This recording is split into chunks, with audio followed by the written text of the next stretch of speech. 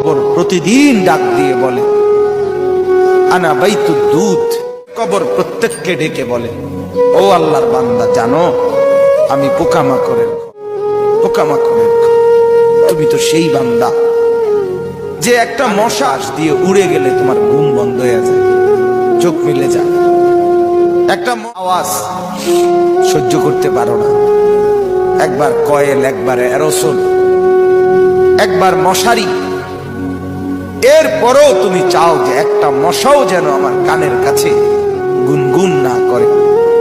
তো 5 ঘন্টার ঘুমের জন্য, 6 ঘন্টার ঘুমের জন্য বান্দা এই যত্ন নিলা, অনন্তকাল কিংবা বছরের পর বছর কবরের যে ঘুম দিবা, পড়ে থাকবা সেই ঘরে, পোকা মাকড়ের ঘর, সেই ঘরে তুমি ঘুমাইবা কেমনে, থাকবা? আমার বাপ, আমি থাকবো কিভাবে? আমি থাকবো কিভাবে বলে?